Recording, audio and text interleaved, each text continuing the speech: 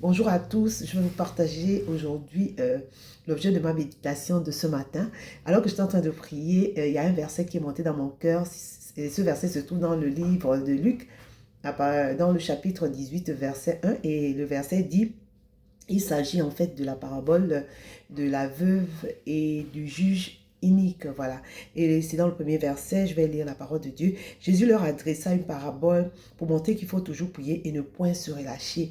J'étais en train de prier, j'étais en train de prier et alors que ce verset est monté en moi, tout de suite, ce que le Seigneur m'a fait réaliser, il m'a fait réaliser que j'étais c'est-à-dire que j'étais incrédule et il m'a fait réaliser que j'étais adultère.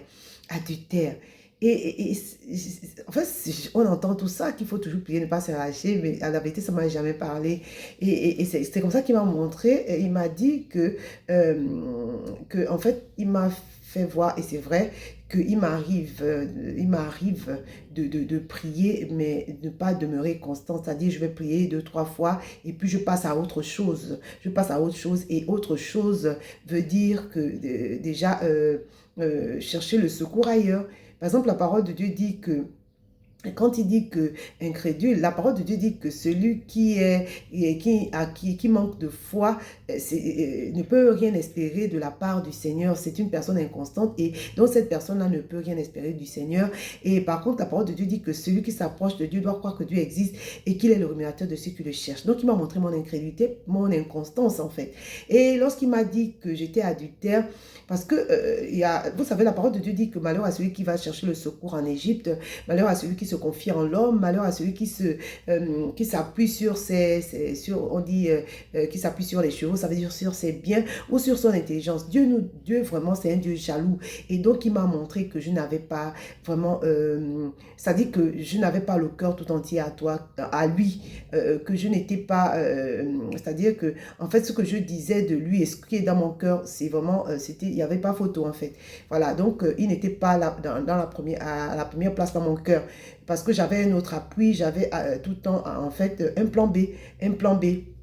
Et donc, il m'a fait réaliser ça. Et alors que je lisais cette parabole-là, en fait, il voulait me montrer que Dieu nous permet de l'importuner, de le déranger. Dieu permet, au travers de ça, il m'a appris qu'il nous permet de déranger. Et puis, vous savez, je pensais que le fait d'insister sur une prière, c'était faire preuve d'incrédulité. Mais non.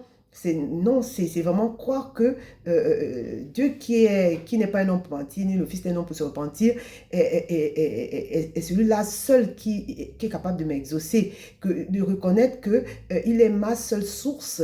Et je ne pourrais, comme avait dit Pierre, à qui d'autre irais-je? Il a les paroles de la vie éternelle. Donc, il m'a montré que cette femme-là, cette veuve-là, en fait, il m'a montré qu'en fait, j'étais en train d'imaginer comme ça, qu'effectivement, elle n'a pas de mari, et certainement que, comme on voit en Afrique, elle a été dépouillée, et puis elle est devenue, comment dire, elle a été rejetée, elle a été mise dans le banc de la société, et voilà, donc, plus personne n'avait d'égard pour elle, et donc, la seule personne qui était capable de lui rendre justice, c'était ce juge-là.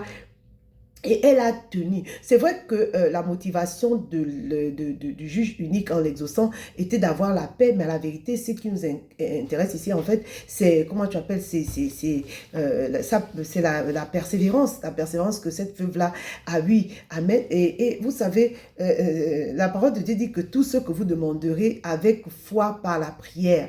Par la prière, ça veut dire que la foi, le fait qu'elle soit restée là, elle avait foi que comment dire, le juge là allait comment dire, l'exaucer. Et la parole de Dieu dit à la fin dans les versets 6 à 8 que Dieu dit que si ce juge unique là a pu comment dire, a pu exaucer cette dame là, celui-là qui n'avait pas la crainte de Dieu, celui-là qui n'avait égard pour personne, a pu lui rendre justice, à combien plus forte raison il rendra justice à ses élus.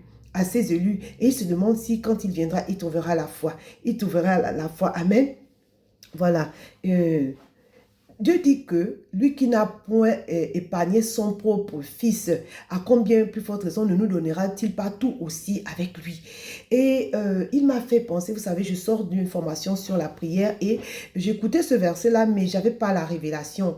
La révélation, vous savez, je sais que Dieu exauce, mais bon, si j'étais vraiment affermie dans ça, il ne m'aurait pas fait cette réflexion-là. Donc, c'est le verset qui dit que invoque-moi et je te répondrai. Dieu répond toujours. Sauf que pourquoi on ne persévère pas? Parce qu'on a déterminé un temps ou une manière pour que Dieu nous exauce. Or, sa parole dit qu'un jour, chez lui, c'est 1000 ans chez lui, c'est un jour. Donc, Dieu n'est jamais en retard. Dieu n'est jamais en retard, il nous exauce toujours. Donc, il nous exauce. Vous savez, il m'a fait monter aussi, il m'a fait penser aussi, lorsque Jésus, avant comment dire, avant d'opérer le miracle sur Lazare, il a dit, il a dit, Père, je te rends grâce de ce que tu m'exauces toujours. Et Jésus est notre exemple, est l'exemple par excellence. Amen.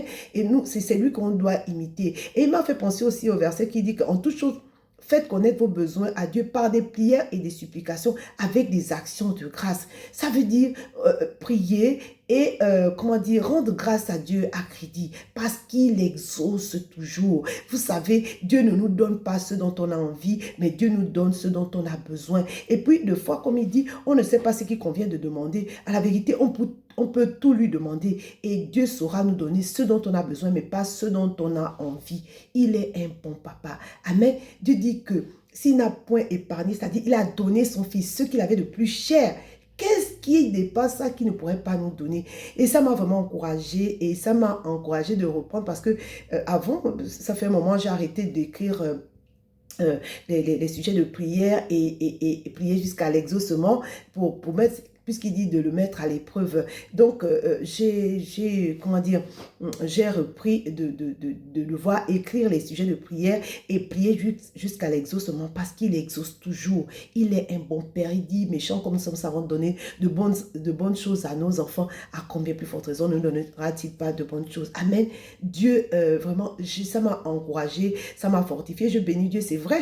C'est vrai, vous savez, l'adultère, c'est ça. Dieu est un Dieu jaloux. Il ne veut pas partager sa gloire. Il ne veut pas, alors que tu as demandé et puis tu abandonnes et puis alors que tu as oublié et tu reçois l'exaucement, tu vas attribuer ça à quelqu'un ou à une circonstance ou à toi-même. Dieu ne partage pas sa gloire. Alors, demeurez bénis et à très vite. Persévérons dans la prière. Amen.